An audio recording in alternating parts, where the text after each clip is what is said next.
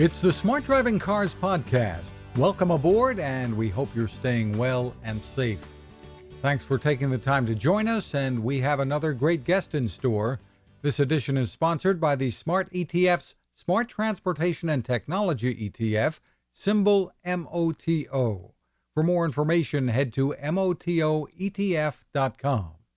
I'm Fred Fishkin, along with the Faculty Chair of Autonomous Vehicle Engineering at Princeton University, Alan Kornhauser. Hi again, Alan. Hi, good morning, Fred. And joining us this week is Grayson Brulte, innovation strategist and co-founder of Brulte & Company, focused on autonomous mobility and consulting. Thanks for being here with us, Grayson. Oh, thank you very much for having me, Fred, and thank you, Alan. And Grayson, you're looking good. Nice to have you with us. Oh, thank you. I'm really enjoying the model train in the background. It's awesome.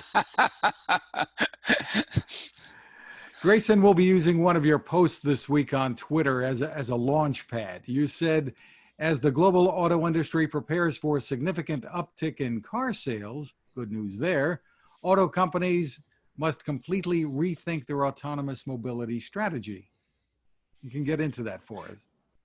Sure. So if I'm a large traditional OEM, either from Europe or America, I have to look at the current situation of the world with COVID-19 and look at the habits of, I look at consumer credit, I look at consumer spending, consumer sentiment, and consumer savings.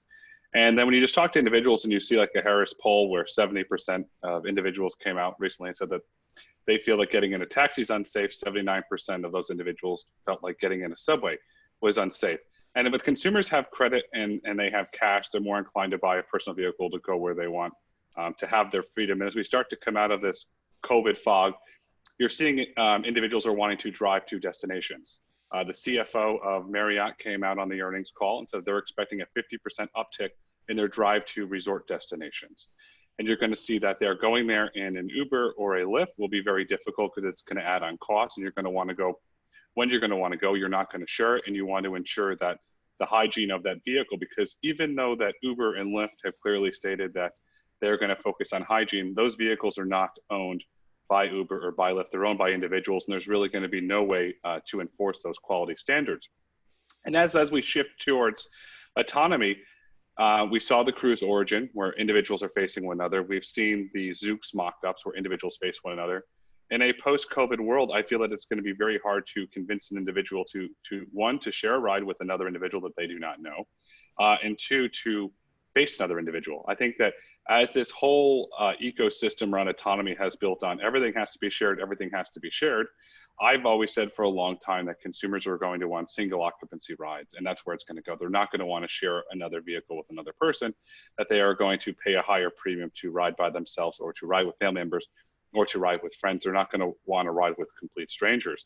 And so if you built your whole business model around shared and the way that the consumer behavior is changing, what do you do when the whole economics of your model is built around shared? And then if you look at shared in general, if you're a large OEM that's building a program such as Argo or Cruise, you're on a race to the bottom.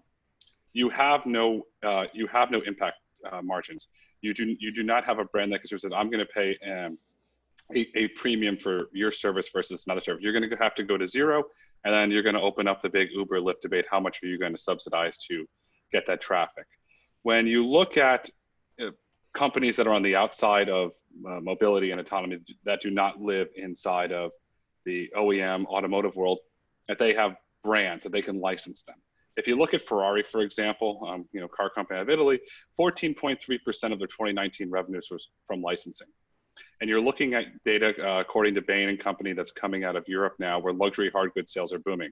So I'm looking for what is the non-traditional mobility brand that says, okay, we're going to license our brand to you, Acme Autonomy. We're going to design the interior. You're going to design the part that makes the vehicle drive. And then if you look at the consumer, we're going to say, okay, we're going to give you the opportunity to buy exclusive products in that. And I think that's where you're going to really see the margins expand. And this race to zero is not going to be sustastainable. But So, go ahead. So let me jump in here a little bit. Let me see if I can, unfortunately, I'm on the shared end of the spectrum, and think that that's, of course, very important because of affordability and in some sense efficiency, but more on the affordability end. And if I look at what I think are the two markets, there are really two markets for this kind of at least the driverless mobility, the mobility as a service, the mobility that's being offered by a service provider who is there looking to provide that mobility. They're really the two markets. One could be the higher end of the market that you very well described, that in fact says that instead of you doing it for yourself, I'm going to chauffeur you.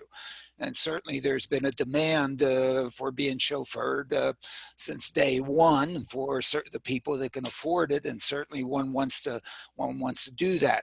And to be able to do that efficiently, yes, you could afford to put somebody in there to do it, but all of a sudden, if you have a thing do it, a computer do it, a machine do it, whose marginal cost is essentially zero, as opposed and it's almost not the cost of that, it's the trials and tribulations that you have to put up with a chauffeur.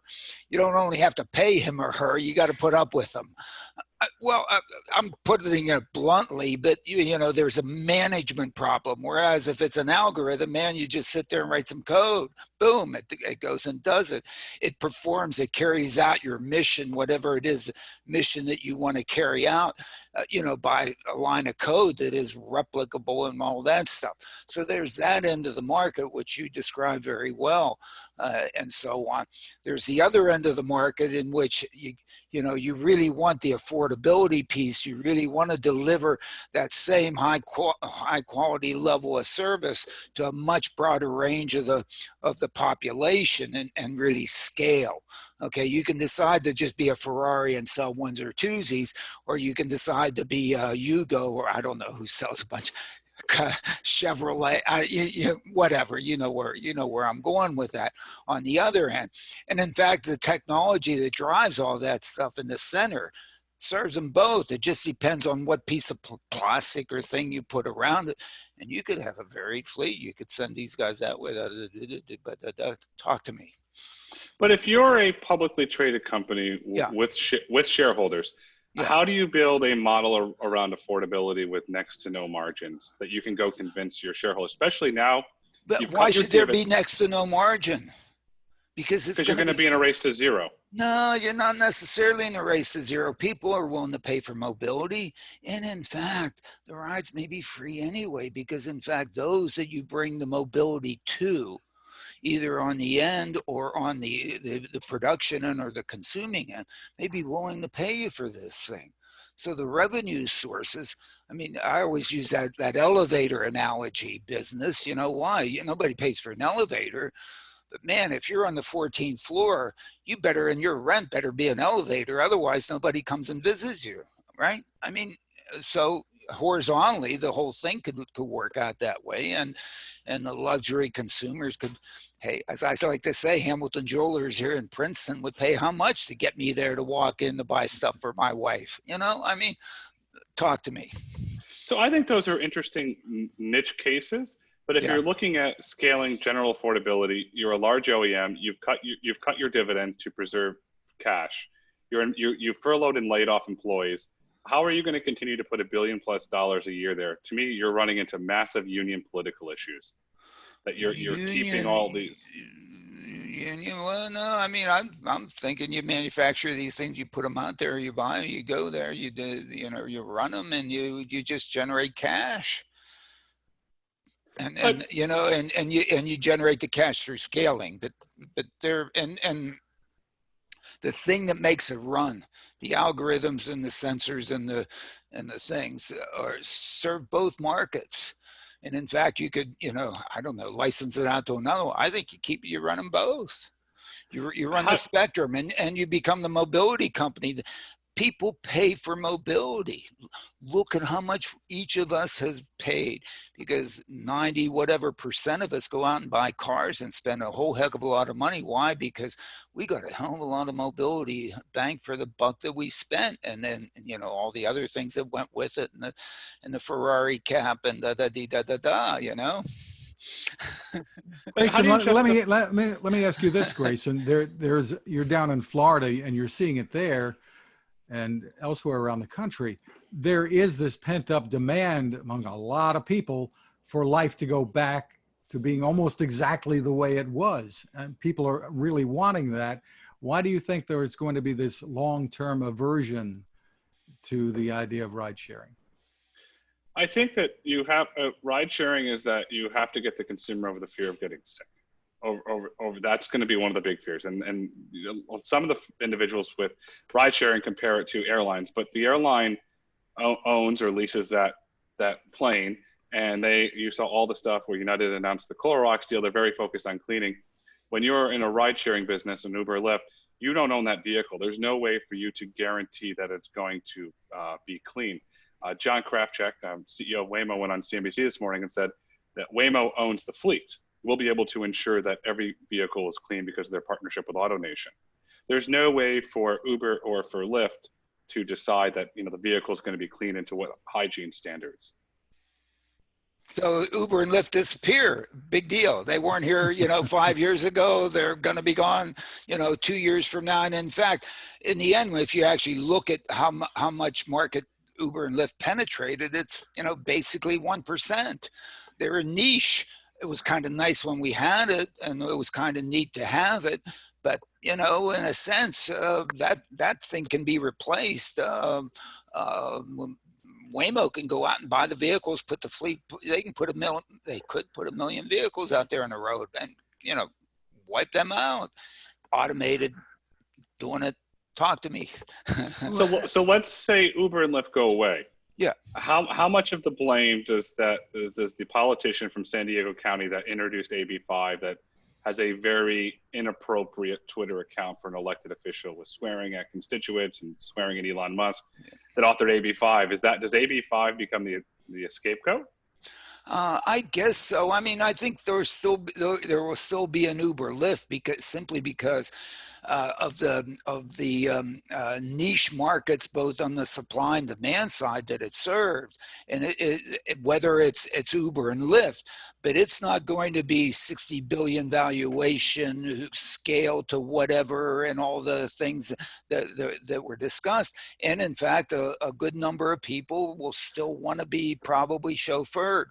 And I guess the other sort of thing with respect to the cleaning of the vehicles, when I was running this morning, I was thinking, I don't know, 30, 40 years ago, or in my 55 Chevy, did I ever think that people would put airbags all around the inside of a vehicle to keep me from bouncing into the cigarette lighter or putting the steering wheel through my chest or whatever that existed in that. And somehow they figured out how to do that. If all this sort of lighting and whatever that the New York City subway system is trying not to clean out and all that stuff, aren't they just going to put those things in cars and they're, things going to get turned on, and it's going to, maybe if this remains, I mean, it will be an issue. Cleanliness will be an issue. It may not be COVID or something, because hopefully somebody's going to come up with, some sort of shot that gives us so that I can't infect you and so on. Otherwise, Darwin's has to come in here and get rid of all of us and bring in a whole new 7 billion of people in here. I don't talk to me. So the vaccine's an interesting debate, because then you have the anti-vaxxers that will never get it, and the people that will get it. But I just look at my biggest thing that I've said from day one about Uber and Lyft is a lack of consistency in product, and I still think that's going to be their Achilles heel. And I don't think that we know where Uber is going tomorrow. 3.5, 4 months ago, Jim Cramer's on CNBC screaming and ranting and raving about how Dara doesn't know how to be a CEO. He has to sell Uber Eats. It's dragging down performance as ride sharing is going. Well, boy, does Dara look good now that he didn't listen to that advice and he kept Uber Eats, and now he's buying Grubhub. So where does Uber go next? And I don't think it's ride sharing. I think Uber is such a valuable platform that there's something else that the team inside of Uber will figure out that you can put on top of that will start generating money. Does Uber go, I'll throw out a curveball to you. Does Uber go all in on grocery delivery, cut a deal with, say, Walmart? And you saw Doug McMillon this week came out and talked about Walmart's top line growth and grocery. Did they start becoming a delivery service for the Walmarts and the Krogers of the world to kind of more compete with Amazon? Maybe, but I think doesn't Amazon just really continue to ride the wave of that and be they're first in, they're the leaders. The platform of Uber, I mean, how trivial is that to replicate? I mean, I always thought that the key asset that Uber and Lyft had were the fundamental capabilities of managing cats, managing, people that don't work for you and getting them to produce at least something reasonable. I mean, that is an expertise that may be the real beauty of their app, that through that app they're able to at least get something out of what would normally be thought of as a production workforce that is totally unmanageable. So I mean, that's kind of the way I've been sort of coming at the thing. But, what the heck do I know? I'm sitting here in Princeton, Well, these staggering unemployment numbers that we're seeing now, yeah. Alan and Grayson, that's going to come into play. The number of people who are going to need a job with something like an Uber or Lyft. And not only that, how many people, if we're talking about the car industry, how many people are not going to be able to make car payments, insurance payments, in this environment for I don't know how many more months to come. When the money runs out from the government and individuals have to, I look at when the unemployment benefits run out, when the car companies and especially the finance arms have extended generous credit terms, some 72 months without payments. When that money comes due, I want to see that. I want to see what's going to happen when the PPP money runs out. And then furthermore, I want to see come July, August, the companies that have furloughed hundreds of thousands of employees, do they start rehiring? Do they hire back all those employees, or do they permanently lay off those employees? And if they permanently lay off those employees, do they go into the gig economy? And then if they do go into the gig economy, do we see Congress or the Senate try and take up some gig workers' Bill of Rights or something? And those are things that we're really in uncharted territory, and we really need to see what happens when these larger corporations open. So Disney, for example, they furloughed over 100,000 people. Walt Disney World in Orlando still closed.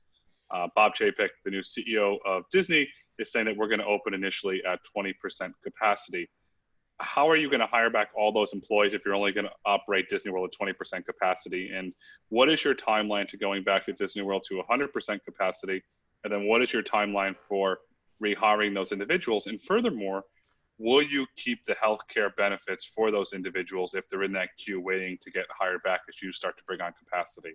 There's just a lot of uncertain questions that we have to answer as we go into the future. We don't have data to point to. We can point to the fact that 71.6% of Americans can come up with $2,000 now for an unforeseen event, which is the highest since 2015. So, but that $2,000 will only last you so long. So what happens when all the benefits run out? That's what I really want to see. Yeah, but what's their Visa credit card bill right now? Well, and how much are they paying at, who knows, 20% interest rates, or who knows what the heck that darn thing is? And how recent are the figures? And how recent are the figures? Everything changed almost overnight. Well, the fundamental with economy, money has to be in motion. Okay, because that's the only way an economy survives. Is if I spend money, it goes to you, goes through your hands, you get it, you spend it. Fred gets it, he spends it. With that, in the last 6 weeks, 8 weeks, frozen. Nobody's moving. The money's not moving. Money not in motion. And how you get that in motion, whether it's going back to the movies, although I guess we spend a lot on Amazon Prime Video watching movies at home. I don't know what anybody else is. That's what we're doing. But we're not going out to dinner. We're not buying, whatever. There's no money in motion. How do we get that money in motion again? To me, that's the trick. Go ahead. So money in motion is interesting. If you look at Schwab, you look at TD Ameritrade and Interactive Brokers, and I don't know statistics off the top of my head, but there's been massive inflows into these consumer trading, and volume is going up. And so a lot of the stimulus money is going into the stock market. When individuals can travel again, and all those large inflows into the Schwabs and the Fidelities and the TDs. Does that money flow out, and then does that money go into well, I can go to a restaurant now. Does that money come out of there and go to a restaurant? So I want to watch that. We don't have the data yet, but I want to see. That's really interesting. And then some analysts are saying, well, that's because there's no sports to bet on. So they're like, oh, we're just going to go bet on stocks and we're going to play options. So does that come out of that? Yeah, I don't know. I mean, those are all the fundamentally interesting questions, and one of the reasons why maybe the market hasn't been hit even a lot worse than it's been hit up to this point, while it's somewhat stable, is because people aren't going out to they might be getting takeout at McDonald's, but they're not going to the high end restaurants and sitting there for an hour and a half paying $100 or more, or $200 a plate. Because there's nobody sitting anybody down and even opening. It's interesting you said that about McDonald's, and so there's an individual I know in the franchise restaurant business, and their cost to carry a dining room are one of the largest costs of the entire operation. Do we see, let's call it a McDonald's 2.0, a Starbucks 2.0, that is built around pick up and go, and then they're reducing their cost of that dining experience? Because if you go into it, 6 months ago, a year ago, you go into Starbucks and you see individuals sitting there and the sofas and the tables with one cup of coffee, and they're not spending money. Does Starbucks start in McDonald's? They start to remove their dining rooms to focus on a grab and go model, and then if they do start that grab and go, do their margins start to grow? And do we see a revival of the drive-through window? And then do we start to see, if traditional McDonald's, you walk in, your dining room's to one side, your counters to another side. Do we see in a McDonald's 2.0 where you walk in, you have your counter with your grab and go and contactless payment, which I like to talk about as we go into this conversation more.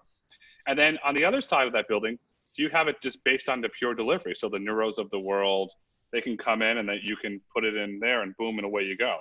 Margins go up. What do you think of that? Yeah, oh, absolutely. Of course, margins go up, and certainly your rents go down, because now you can do it as a storefront. So in fact, or it's almost the halfway to an Amazon model. Okay, I mean, in the way that we had gotten, let's say, 30 years ago, in which you had to go to a store and sit there and be draped and taken care of and so on. Of course, we're doing all this ourselves. We're going in, and think of all the overhead that's been taken out of the systems. And then to take it a little bit different direction, the announcement by Facebook that because of maybe the success that they've seen in terms of the productivity of their employees working at home, it must be based on the data that they're saying, why the hell are we paying the rents? Okay, why are we? And if that goes to Goldman Sachs, or and they say, we're not going to bring X thousands of people down to Wall Street every day, as I like to say, and suffer through New Jersey Transit, Metro North, Long Island Railroad to get these people there. What happens to the rents in New York City? I mean, what happens to our thoughts of the smart city of the world being nothing but towers, and we're going to bring everybody in towers to what, beyond computers like we are today, where we're doing just fine, thank you, just sitting here, spread across the globe. Talk to me.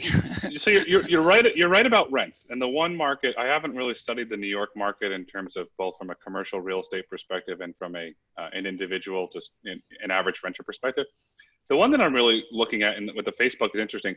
Do we see an outflow? And there's been some rumblings, but there hasn't been any concrete data.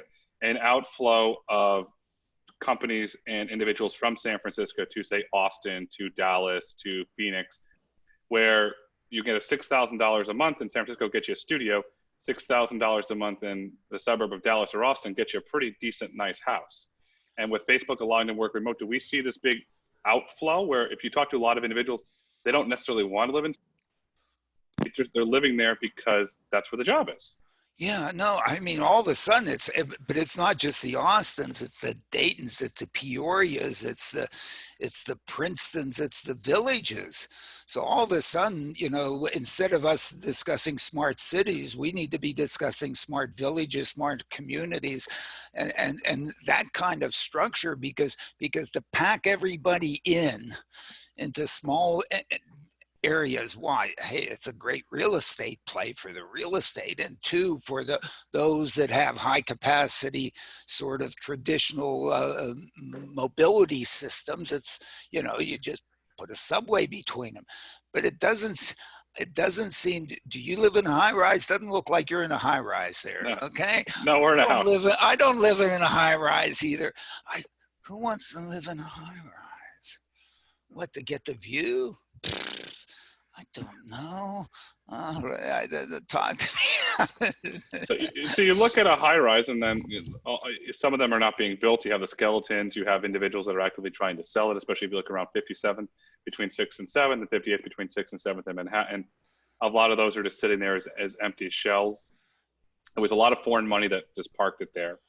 Who's going to buy them now? I mean, the only reason anybody bought them is so they wouldn't have to take the Long Island Railroad, Metro North, or New Jersey Transit to get to Wall Street.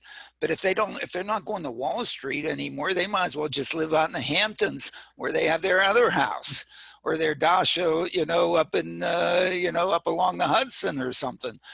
And in a sense, I mean, I don't know. The center city real estate market, to me, but what do I know? I buy high, sell low. So what can I tell you? On that note, Alan, it's a good time to remind our audience about our sponsor, the Smart ETFs, Smart Transportation and Technology ETF, symbol MOTO. To get more info, head to motoetf.com. On a personal note, when you get to the website, read the white paper titled The Smart Transportation Revolution under the Insights and News tab. The information there can help you make informed decisions so you don't buy, never mind.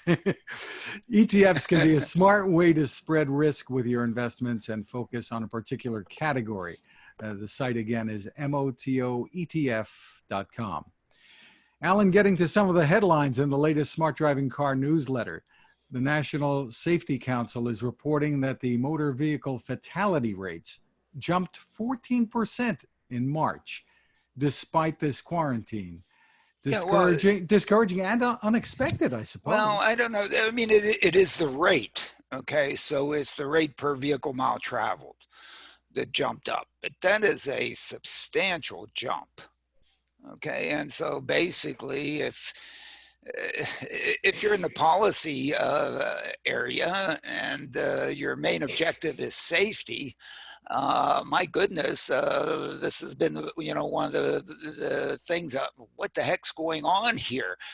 We should get back to congestion, because congestion is great. We shouldn't be trying to get rid of congestion, because apparently with no congestion, people are going nuts or something. I don't know. It's just very interesting and somewhat counterintuitive.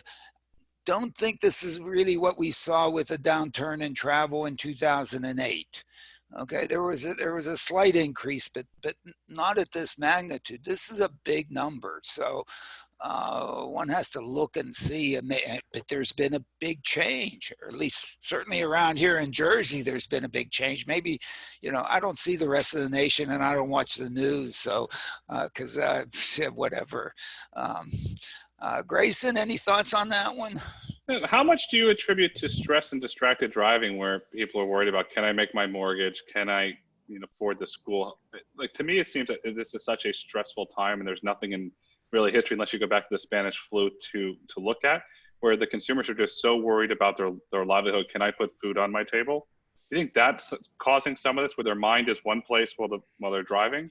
Maybe, or maybe they're texting more when they're driving because there are fewer people out there, and therefore they just run off the road. I think one has to, looks like the severity of the crashes have been greater, and with greater severity, you get greater deaths. Okay, and the question is what would lead to greater severity is really runoffs of roads are really bad. Higher You know, speeds. Yeah. higher speeds are really bad. Even though there's no place for you to go, what is everybody sort of rushing for? And the VMT reduction numbers, I'm surprised they're as little as they are. And I guess at some point one will have to look at basically fuel consumption and see what the gasoline consumption has been, sales over these last 2 months and so on, because that's the direct proportionality in terms of vehicle miles traveled and that's a good number. That's a number that is well measured. Why? Because that number is taxed. Because that's because that the fuel tax is collected at the wholesale level or at the distributor level, and so that is to me a very reliable measure, as opposed to trying to do an integration over INRIX data. I mean, you could do an integration over INRIX data, but the stable representation comes out of the gas tax reporting systems.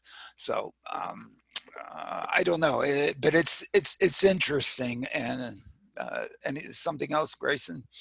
Yeah, so I'm looking at a couple things. So if you look at the data coming out of refineries from Marathon Petroleum and Vallejo, they're increasing capacity and the refining. It's unfortunate AAA this year is not going to publish their Memorial Day traffic. I want to see, do we see a pretty significant upswing in Memorial Day traffic than we would normally see during COVID? I think that consumers are going to want to get out. They're going to want to stretch their legs. They're going to go to friends' houses. They're going to go to state parks. They're going to go to state beaches. Just don't go to New York. We'll saw what de Blasio will do to you. And they're going to, they'll come after you with a hook. Get out. Those miles will see a pretty significant uptick over Memorial Day. And then as the consumer gets out and over Memorial Day and they're spending money in the grocery store and they're barbecuing, do we see vehicle miles travel where Memorial Day is kind of that catalyst that just shoots us, and then we start to go back to a lot higher number of cars on the road? Yeah, I don't know. I mean, Elizabeth and I have been going out for drives every once in a while, in the evening, which we don't do normally. So in some sense, I don't know if we don't go that far, but we may actually have increased our miles driven within this, because that's about the only entertainment one gets is just going driving around. But the going to work and back, which is one of the big components of driving, besides going to groceries and going to get your hair done and doing the going to the library and going to church or synagogue or those kinds of things. The going to work business is I guess kind of the key. So I don't know. We're going into the summer, and summer camps are opening around the country. So parents are going to drive their kid to and from summer camp. I just don't know what I mean, here in New Jersey, man, we just got foursomes on a golf course. Although who wants to do something for old white guys? I mean, that's whatever. We have a couple of other headlines that we want to touch on too, Alan. VentureBeat is reporting that Waymo is using vectors to predict pedestrian, cyclist, and driver behavior. It's an AI model they're calling VectorNet. And you had some questions in the newsletter about that. Well, I don't know. I think that's where they were before they went to deep learning neural networks, is looking at vector data in terms of advancing that and so on. I put some comments in there about whether or not you need high definition maps and so on and so forth. And I think this is all a realization that maybe a little bit of the AI kind of swung, the pendulum swung too far one way than the other way. Vectors are, digital maps are in fact vector maps and not raster maps and so on, whatever. A lot of details there. Also at Waymo, Debbie Hersman is stepping down as the chief safety officer. Wasn't there all that long. She'll remain as a consultant with the company. Well, I think, as I like to say, whoever's in charge of safety at Waymo has done a darn good job. Okay, because if you look at the data, at what the results is, they've been safe I think it's a darn good thing, because if they hadn't been safe, then we wouldn't be where we are. And again, safety is the absolutely most critical thing going, and they have to make sure this stuff works, and it works well, and it looks like so far it is. So best of luck with her, but good job, and carry forward. Electrek is reporting that Tesla is installing more production robots at its Fremont factory to increase capacity there. I thought they were leaving Fremont.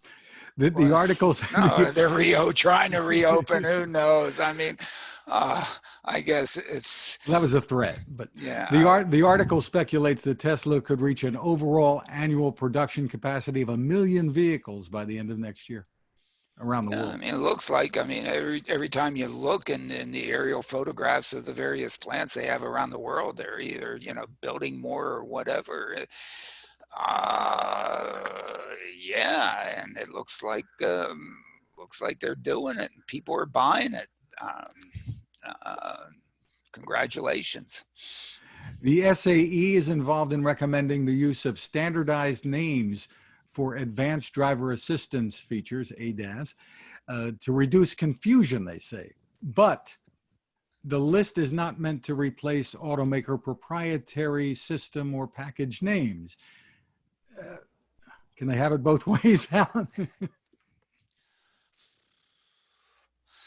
Who knows? I mean, as Grayson knows, I've been complaining about the whole naming systems of all this stuff for some time, and to try to avoid confusion. I mean, if there's going to be one set of names that the OEMs use and another set of names that I don't know, who knows who uses, we need translations, and it's really important, because these systems are really focused on safety, and what one really needs to know is what their performance is, and how good are they, and where have they been designed to work and not work.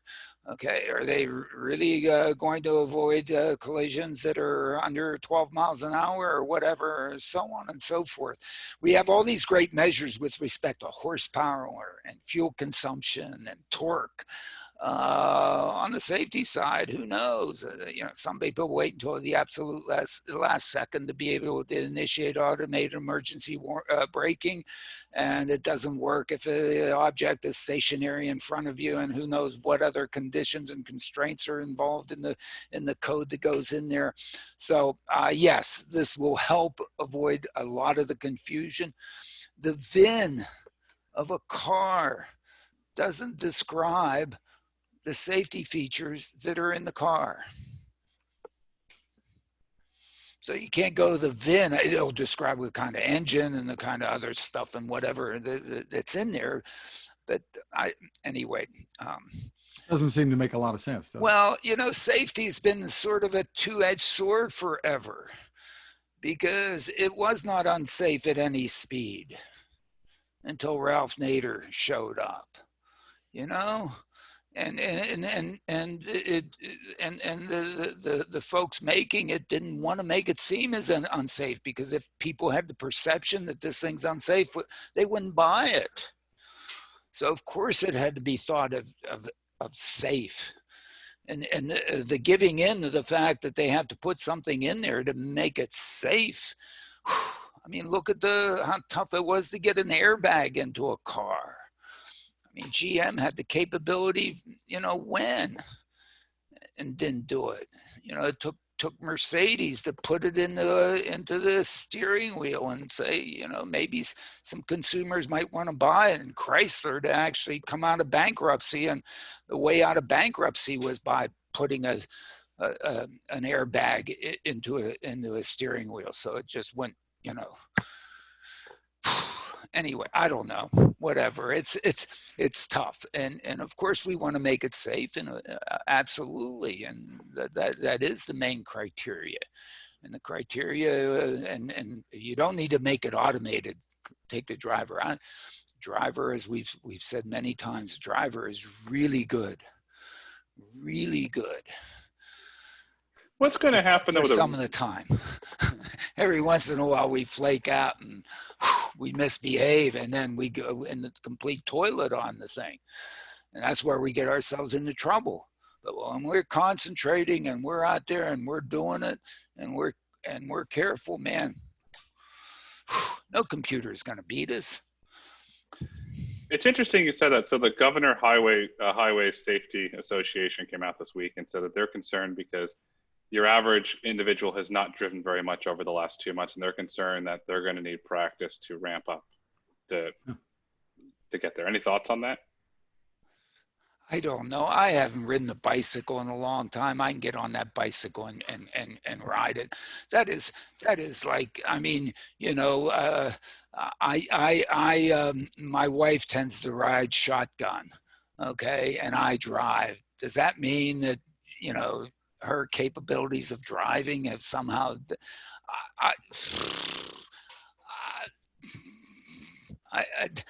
come on, do we forget that quickly? I mean, you tell me. I mean, I think some individuals are just so overwhelmed with stress that they're not going to be in tune. Yeah, there are some people that are absolutely, this thing is really bad, okay? And some people out there will do some probably things that they wish that they wouldn't have done, okay? No doubt about it. And you can just look at liquor sales as to the amount of alcohol that is being consumed. Apparently, I don't know. Maybe I haven't looked at the right numbers that combine, you know, what was sold in bars and restaurants plus what was sold at home, and see what the combined is compared to the, you know, the one number, the only one number, which is retail sales now, apparently, or has been. But I think that the consumption of alcohol has increased. Not good news, but I guess if there's a bright spot to it, they're more likely to be drinking at home. They are drinking at home, but then they go out, okay? And maybe they just go out to relieve stress or something like that, or who knows why they go out. But in a sense, the alcohol driving problem, I don't think has been solved. And I think if we would look at some of these crash statistics associated with what happened in March and April, and it'll be good to look back once the data are in and we can actually look at it as to what the alcohol relateds are, because I'm sure that I would suspect that the measurement mechanisms and the reporting mechanisms haven't really changed. So whatever good and bad was associated with the recording, that's sort of constant through this, and we'll be able to see whether or not alcohol was a factor. So yeah, but you're absolutely right, Grayson. The stress on. The ITU News Magazine is reporting some insights from the annual symposium on the future networked car.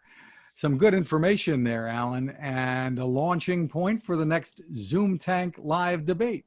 I hope so, or at least we're thinking about it, or at least the connectivity of cars is part of what we're sort of looking to maybe have a little debate on, and sort of my interests are maybe to bring it out as to whether it, you know, what the political ramifications of such a thing are. Is it really, you know, sort of, do we want all the connectedness to be able to control and monitor what people end up doing with cars, or is it really put in there to enhance the riding around and the consumer attractiveness of vehicles?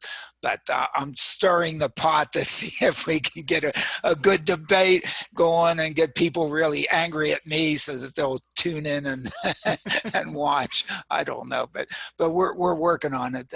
It was an interesting session at the Geneva Auto Show, which didn't take place, but the conference took place, and I guess half of us were remote and half were there at that time. But it's still an interesting question, the whole connectivity piece and what's motivating the connectivity piece in these vehicles. And we want to tell the audience they should monitor zoom-tank.com to find out when that might happen. Yeah, we're Maybe looking soon. maybe in 2 weeks, maybe in 4 weeks. We're sort of deciding we had such such success with the first two. We're thinking, hey, why not just do it? We had a lot of fun, and it seems like the audience, I don't know, they probably got angry with us, but that's good. Nice to So have. I'll Yeah, stir the pot a little more for you. Good, The good. connectivity to a car becomes a content pipe. Yeah. That's what it becomes at the end of the day. They're not putting it in there for safety. They're putting it in there to cut a deal with a media company to pipe content into the vehicle. Well, that's what I think too. Okay, but I don't necessarily think that that's what Washington's been thinking about, or what other people been. Why put in the infrastructure? Why do you want municipalities to put in infrastructure to do any of this stuff? Now, there are a bunch of people who are selling that infrastructure who would like to get the revenue flow out of that, of course, and have somebody to pay for it, which is the government, which is easy to get, or used to be easy. Government, I mean, how much printing are they going to be able to do? Never mind, but whatever. And then the whole other question is who's really motivating the information, the gathering that's going on with this thing, and is it information gathering meant to control or not to control? Okay, and and that gets ugly real quickly. And don't forget, AT&T owns Warner Brothers. And there you go. I mean, look, hey, but actually, as a content, of course. I mean, it's always been sort of known that Waymo, would they really have to charge for a ride? You're a captive audience to them. They can they can reach into your pocket while you're riding in that and take basically all the money out of your wallet. What an opportunity! I mean. So speaking of reaching into your wallet when you're driving in Waymo, I think about a certain topic all the time as it relates to Waymo. You in their complete driverless program with no safety driver. Yeah. You put in a person that is drunk in the vehicle. Yeah. What is to stop them from messing with the steering wheel and trying to take control? How do they get over that? Do they put like an airline door? What do they put to stop there when you're full driverless to stop somebody from going up there to mess with the pedals, mess with the wheel? Well, they can disengage the pedals and wheels. Well, It's like when you put your child in one of those things in the grocery store, that looks like a car. The kids like turn the steering wheel. It doesn't turn the grocery cart. So you'd be surprised how strong drunk people can get. No, but they're just disconnected. And it can be disabled remotely. They're watching you. Yeah. Well, that opens up the privacy debate, which is an interesting. But of course, they're watching you. Every time you get in an elevator, you're being watched. And again, my elevator analogy. That's when I love to kiss my wife. But whatever. Of course, you think you're not going to be watched in there. Of course you go in a bus today, there are cameras all over the place. Why? Of course. So in a sense, we have to deal with this. We have to, and so on. But if you start misbehaving, thing either pulls over, locks down, takes you directly to the police station, whatever. I mean, and if you're drunk, hey, they probably have sensors in there that determine it. They don't let you in the door. Look, there's got to be some sort of quid pro quo of behavior with these things. It's really important in the community that these vehicles be accepted by the community, because if they're not accepted by the community and not respected, one, it'll be so easy to trash them. Two, nobody will go in there and provide you with service. So the key, probably more than the technological aspects of this thing, the key to their success is the welcoming and engagement and partnership with the community that it serves. So you can build overall trust with the community, but every community is always going to have a bad actor. And if that bad actor plays with the wheel and a video goes viral, from a policy standpoint, you've got a lot of questions to ask. You've explained the technological, But how do you get over that hurdle from a policy standpoint, trying to educate a lawmaker that it poses no danger to the constituents when this video racks up 1 million views? Well, I don't know. I mean, most of those videos are made up anyway by somebody who wants to put that out. At least that's what I've claimed with respect to all the videos that have come out with Tesla drivers sleeping while they're going down the 405 in California. I mean, really, if you go buy a car and you see the driver sleeping, what are you going to do? Just sit there and watch, take a picture, and then take off? I mean, what are you going to do? Your public spirit, and this is going to try to wake that driver up or help or somehow come in front of the vehicle to slow it down or something like that to try to save people around you. Like 98% of the population would do that. Okay, yeah, there are 2%, whatever.